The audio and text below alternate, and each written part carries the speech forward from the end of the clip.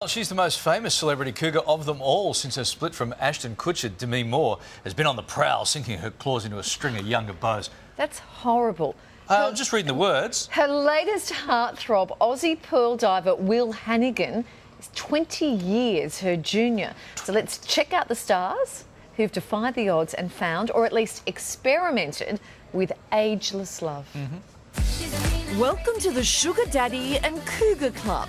To be a member, just fall head over heels for someone much, much younger than you. Honey, I am excited for you, but you know me. I don't really believe in marriage. Now, Botox, on the other hand, that works every time. As Samantha in Sex and the City, Kim Cattrall showed off an appetite for younger men, and it spilled over into the actress's personal life. Her latest toy boy, Canadian chef Alan Wise. He's 28, making him exactly half her age. An iconic diva, Joan Collins, has never been without the attention of men, young and old. But after a string of divorces, in 2002, the Dynasty star got hitched to theatre manager Percy Gibson, 32 years her junior. 32 years between you. Did he mention that first? Did you mention it first, or you never mentioned it? Of course we mentioned it. Right. Absolutely. Yes, yes. it- I mean, it was just like he was my soulmate. He was my best friend. He was my lover. He was perfect for me in every way. Woody Allen and Soon-Yi Previn was certainly a surprise package. The legendary director has a 35-year head start on his ex-wife's adopted daughter. For better or for worse, they've been married for 15 years. The granddaddy of all sugar daddies has to be Hugh Hefner. One of the reasons that this relationship really works is that, you know, she doesn't want to change me. He's the Playboy King. She's a former playmate and his third wife. Believe it or not, Hef's a whopping 60 years older than the blonde bombshell, proving when it comes to love, age can really be just a number. So can love really bridge the age gap? Joining us now with more from Melbourne is psychologist and social commentator Sabina Reid. Good morning, Sabina.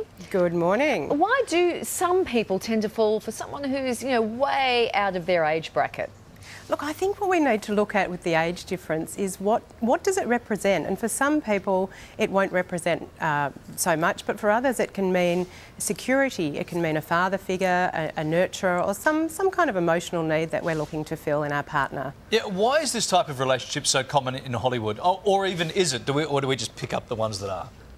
It does seem to be more common in Hollywood, and it has been since the dawn of time. Look at Elvis and Priscilla and Humphrey and Lauren, and it's been going on forever. So I think it's become quite accepted in those circles. But I guess what we see there is money and power and good looks are good bedfellows, and whether that lasts or not, the debate's still open, I think. Yeah, and there's plenty of that stuff in Hollywood to be found, isn't there? Yeah, absolutely. What are some of the biggest hurdles for couples who have, a really big age gap in their relationship?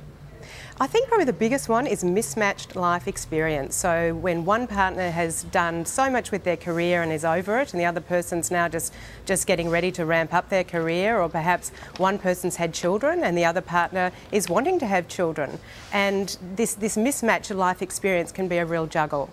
Another issue that people face is the judgment of others, and that can be quite a challenge for a relationship if we're feeling judged by everyone around us, family and friends. What about this recent US study that found couples with an age gap of 8 years or more usually end up poorer, uglier and less intelligent? What are you making of that? I'd like to look at that study more closely. My hypothesis on that is that perhaps the people that are less intelligent, less good looking and poorer perhaps just are more diverse in their age range. Yeah, right. Okay, well, when there is a huge age difference or an age gap, you mentioned kids. How can you work around that? That's sort of a no-brainer, isn't it? It's either a yes or a no. Well, we make so many assumptions when we get together with a partner. We need to be able to talk to each other and say, really important for me to have kids. What would that look like for you as a 70-year-old, having kids down the track? Or what would it look like if one of us has stepchildren and hooking up later in life means taking on stepchildren? So it boils down to good old-fashioned open communication and talking about what it is that we want from the relationship. Because if we just rest on the assumption, we'll misunderstand each other. It can end in tears. Yeah, and picturing that relationship in 20 years' time, that's a useful tool as well. Thanks so much, Sabina. Good chat. Good, thanks for having me. Thank you. Just ahead for you on the morning show, final preparations underway ahead of one Daredevil's death-defying stunt. Yeah, now though, Glenn dreams of travel from the safety of the studio. Now, have you been inspired by Laura's travels around North America this week with Trafalgar? Well, if you have holidays on the brain, this might just be the incentive you need to start booking. G'day, Matt. Get us excited. Well, everyone's